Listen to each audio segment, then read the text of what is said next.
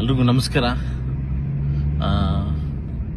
ಏನು ನಿನ್ನೆ ತಾನೇ ನಡೆದಿರ್ತಕ್ಕಂಥ ಒಂದು ಸಮಾವೇಶದಲ್ಲಿ ಹಿಂದಿ ವಿಚಾರವಾಗಿ ಸುಮಾರು 150ರಿಂದ 200 ಜನ ಶಿಕ್ಷಕರು ಬಂದು ಸರ್ ಈ ಥರ ಹಿಂದಿಗೆ ಸರ್ಕಾರದಿಂದ ಪ್ರಾಬ್ಲಮ್ ಮಾಡ್ತಿದ್ದಾರೆ, ಹಿಂದಿಯನ್ನು ತೆಗಿತಾ ಇದ್ದಾರೆ, ನಮಗೆ ಅನ್ಯಾಯ ಆಗ್ತಿದೆ ಸರ್, ಬಹುಶಃ ನಮ್ಮ ಮಕ್ಕಳಿಗೆ ಮತ್ತು ನಮ್ಮ ಕುಟುಂಬಕ್ಕೆ ತುಂಬ ಅನ್ಯಾಯ ಆಗ್ತದೆ, ಇದ್ರ ಬಗ್ಗೆ ತಾವು ಅಧಿವೇಶನದಲ್ಲಿ ಧ್ವನಿ ಎತ್ತಬೇಕು ಅನ್ನೋ ಕಾರಣಕ್ಕಾಗಿ ನನಗೆ ಮನವಿ ಕೊಟ್ಟಾಗ ನಾನು ಖಂಡಿತವಾಗ್ಲೂ ನಿಮಗೆ ನ್ಯಾಯ ಸಿಗೋ ಥರ ನಾನು ಅಧಿವೇಶನದಲ್ಲಿ ಮಾತಾಡ್ತೀನಿ, ನಿಮ್ಮ ಅನ್ಯಾಯ ಆಗ್ಲಿಕ್ಕೆ ಬಿಡುವುದಿಲ್ಲ, ನಿಮ್ಮ ಬಗ್ಗೆ ನಾನು ಹೋರಾಟ ಮಾಡ್ತೀನಿ ಅಂತ ನಾನು ಹೇಳಿದೆ.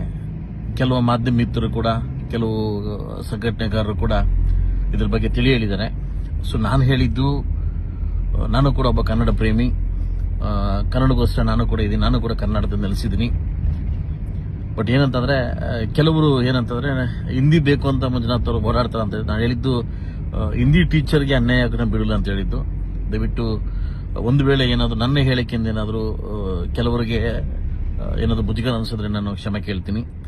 ದಯವಿಟ್ಟು ನನ್ನ ಉದ್ದೇಶ ಬಂದು ಹಿಂದಿ ಶಿಕ್ಷಕರು ಯಾರಿದ್ದಾರೆ ಅವರ ಕುಟುಂಬಕ್ಕೆ ಅನ್ಯಾಯ ಆಗಬಾರ್ದು ಅನ್ನೋ ಕಾರಣಕ್ಕೋಸ್ಕರ ನಿಮ್ಮ ಜೊತೆ ನಾವು ಇರ್ತೀವಿ ಅಂತ ಹೇಳಿದ್ದು. ನಾನು ಕೂಡ ನಮ್ಮ ಕನ್ನಡ ಭಾಷೆ ಉನ್ನತ ಮಟ್ಟಕ್ಕೆ ಬೆಳೀಲಿ ಅಂತ ನಾನು ಆಶಿಸ್ತೀನಿ. ದಯವಿಟ್ಟು ಇದನ್ನ ಬೇರೆ ಅರ್ಥಕ್ಕೆ ತಗೊಂಡೋಗೋದು ಬೇಡ ಅಂತ ತಮ್ಮಲ್ಲಿ ಎಲ್ರಿಗೂ ನಾನು ಕೇಳ್ಕೊತೀನಿ.